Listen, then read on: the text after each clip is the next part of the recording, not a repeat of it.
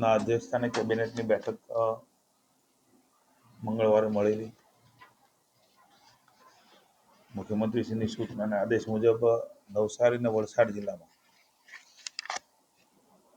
ખાસ કરીને જે પ્રકારે અતિ ભારે વરસાદ, જે આપના દ્વારા પણ માહિતી મળી છે અને તંત્ર દ્વારા પણ જે માહિતી મળી છે, એમાં લગભગ 1968માં આ પ્રકારનો હેવી રેનફોલ એ નવસારી જિલ્લામાં આવેલો.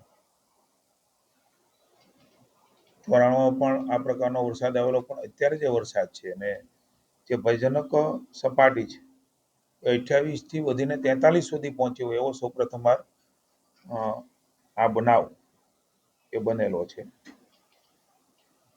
આખા દેશની અંદર હાઈ ફ્લડ લાઈન એને ક્રોસ કરવાના કિસ્સા એ ખૂબ ઓછા છે. કમનસીબે નવસારી જિલ્લામાં હાઈ ફ્લડ લાઈન પણ ક્રોસ એ થઈ છે. પૂર્ણા, અંબિકા, કાવેરી અને ખરેડા આ નદી બે કાંઠે નહીં પણ તમામ કાંઠાઓ તોડીને વહી છે. એની ચિંતા માનનીય મુખ્યમંત્રી શ્રી ભૂપેન્દ્રભાઈએ સતત તંત્રની સાથે સંપર્કમાં રહીને અમારા માનનીય મંત્રી શ્રી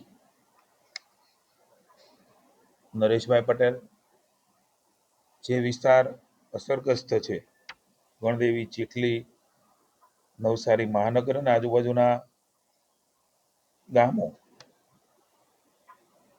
ગણદેવી નગરપાલિકા, બિલીમોરા નગરપાલિકા, ખેયાગાંવ અને વાંસદા, જ્યાંથી ખૂબ મોટો પાણીનો પ્રવાહ એ આ બાજુ આવ્યો છે, જેના કારણે ખૂબ મોટી નુકસાની થઈ છે. જે અસરગ્રસ્ત વિસ્તાર છે, ખાસ કરીને નીચાણવાળા છે, નદી કાંઠા છે, માનવ મૃત્યુ પણ 23 જેટલા થયા છે. હું રાજ્ય સરકાર વતી જેમણે પોતાના જીવ ગુમાવ્યા છે એમના માટે રાજ્ય સરકાર સંવેદના અને દુઃખ વ્યક્ત કરે છે અને ભગવાન એમના આત્માને શાંતિ આપે અને એના પરિવારજનો પર જે દુઃખ આવ્યું છે, અચાનક કોઈ સ્વજનનું જવું એ દુઃખદ અને અઘરું સહન કરવાનું હોય છે, પણ ઈશ્વર એ પરિવારને શક્તિ આપે ને આવા સમયે રાજ્યની સરકાર માનનીય ભૂપેન્દ્રભાઈ, નાયબ મુખ્યમંત્રી શ્રી હર્ષભાઈ અને સમગ્ર મંત્રીમંડળ અને સરકારને ભારતીય જનતા પાર્ટી એ પરિવારની સાથે છે.